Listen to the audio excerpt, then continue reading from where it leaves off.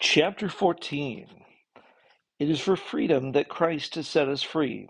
Stand firm then, and do not let yourselves be burdened again by a yoke of slavery.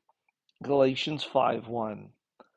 There is a tiny island in the central Pacific Ocean that was once so beautiful that old sailing captains called it Pleasant Island, lush with tropical foliage and full of healthy, vibrant people.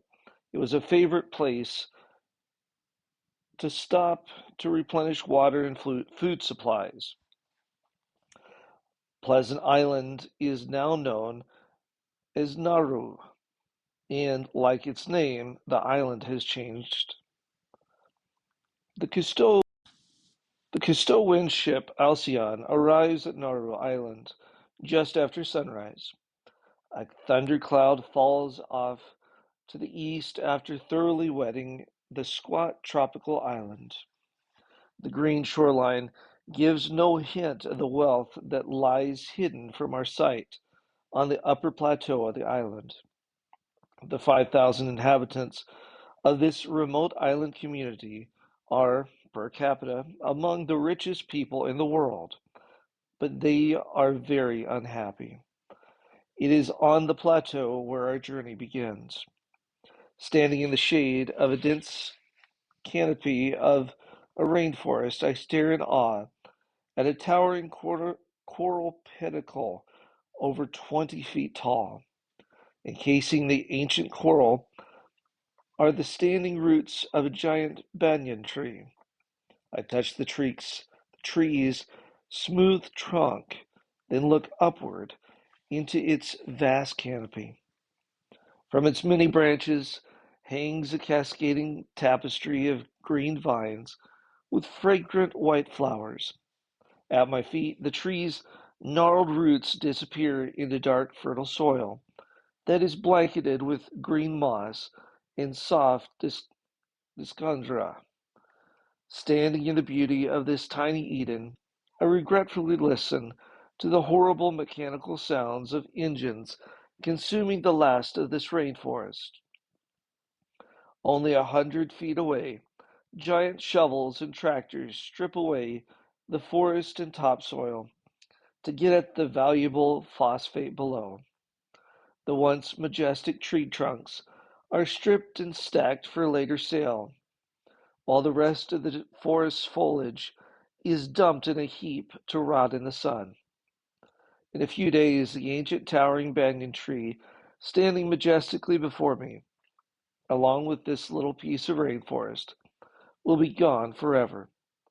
The phosphate is the source of the Nauruans' wealth and problems. Phosphate is the third most traded commodity in the world. The phosphate, bird droppings and microscopic marine organisms, was laid down eons ago when Nauru was still a growing atoll. For over a century, the export of phosphate has made the tiny island nation incredibly rich and extremely land poor. The topsoil which once supported crops in a vast rainforest is 90% gone. The people have nowhere to live but a narrow coastal fringe.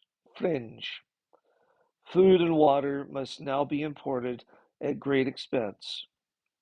Even though the government has invested a huge sum of money for the near future, when the phosphate is gone, that money will not last. Because of greed, these people are selling their children and their future generations into a monetary slavery. It is a yoke that people are placing around their own necks. The choices are already made and beyond changing. Even the seemingly endless resources of the ocean are under stress. The once picturesque coral reefs around the island are rapidly dying. Diving the island's reef is like visiting an underwater cemetery, a cemetery that has been grossly neglected.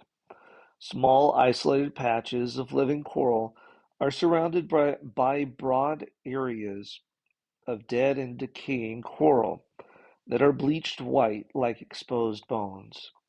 Whole coral shells lie smothered under a death shroud of sediment and phosphate dust, from which protrudes broken coral fingers laced with long webs of dark filamentous algae.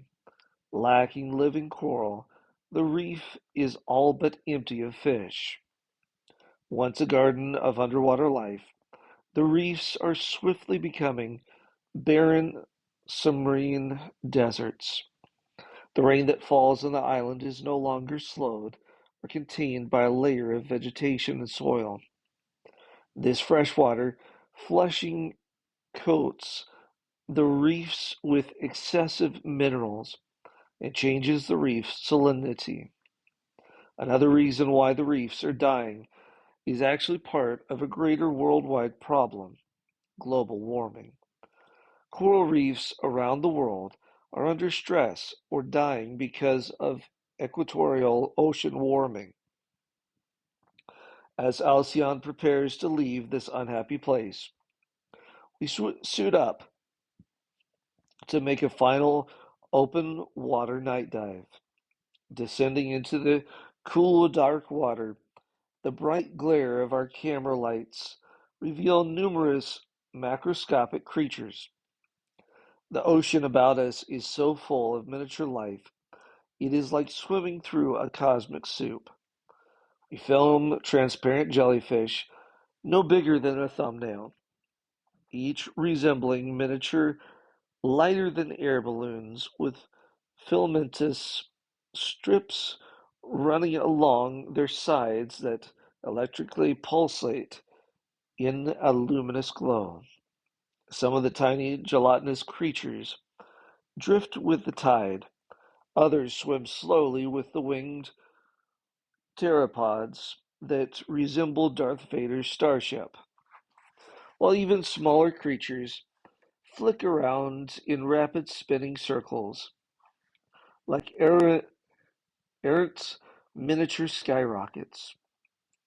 We are at a foundation level of the world's food chain, and it is here that the impact of world pollution will first be felt. Nauru is a remote island in a huge ocean, yet what happens here may well be a precursor for island Earth floating in a vast universe. How many are your works, O Lord? In wisdom you made them all. The earth is full of your creatures. There is the sea, vast and spacious, teeming with creatures beyond number, living things, both large and small. There the ships go to and fro, and the Leviathan, which you formed to frolic there. Psalm 104, 24 to 34. If we love God, we should respect and take care of his creation. If we love our fellow man, we need to become personally involved in making this world, our home, a better place for all of us to live.